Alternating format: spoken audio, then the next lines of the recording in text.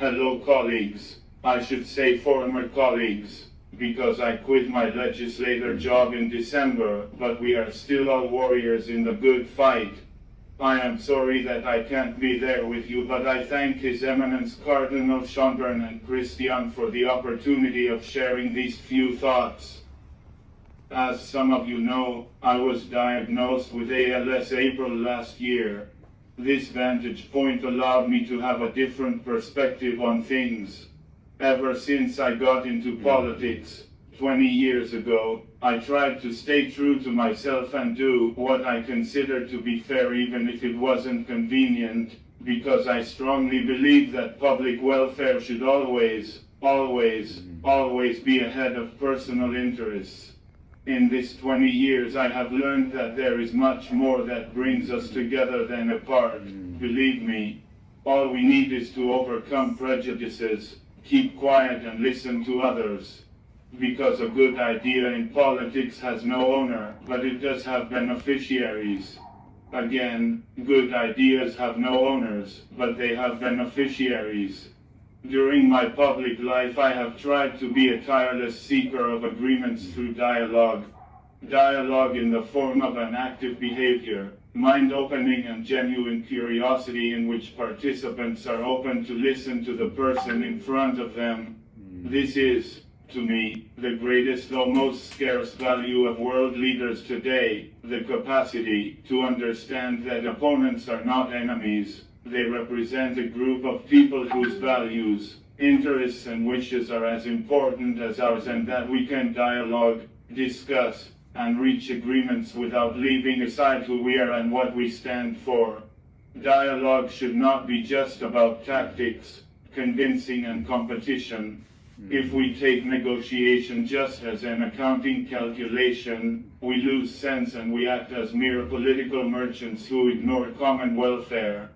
Dialogue, the search for reason between two people, should be an act of generosity, love, and Christian charity, in the knowledge that both truth and justice are values to be found and not ownership of any of the parties involved.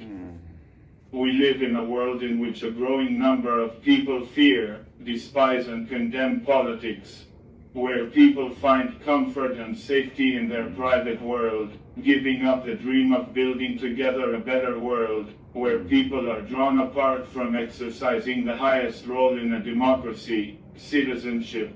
I may sound like a dreamer, in fact, I am, but I know, like John Lennon, that I am not the only one. I'm certain that, right here, there are plenty of leaders willing to make a better place and solve the people's problems. Do not fear to represent the will of the people. You have been gifted with the voice and the strength to carry it out, but be courageous to do only what you are certain to be right. Our world cries out for consensus.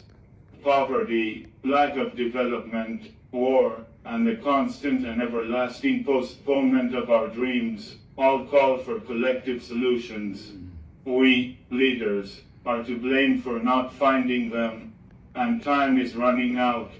There is no time for disagreements. We need to dialogue and listen with an open heart and mind and find common bases in which to start building the world we want to be. Maybe, in this way, we could avoid disaster. I believe that facing these structural problems is always an adventure, because facing a problem sincerely and open to whatever you get back implies boldness. You are bound to carry out whatever arises from the investigation, from the dialogues and from the debates. It demands encouraging a dialogue, leaving out the idea of what I am going to get out of the negotiations, but what I am willing to resign to in order to reach consensus, especially us political leaders. We, politicians, more than anybody else. Finally, I would like to thank God for sending me this cross. He never sends us more than we can bear. And though it sometimes hurts, I am certain that only by accepting and following His will, we shall reach the better us. This cross enabled me to receive infinite displays of affection and love, This cross has taught me life is today, and tomorrow is hope. To all of you, thank you for your time today. I am honored by the support and backing I have received all these months. May God, source of reason and justice, enlighten you in your path, and may we say, as St. Paul did, I have fought a good fight, I have finished the course, I have kept the faith. God bless you all.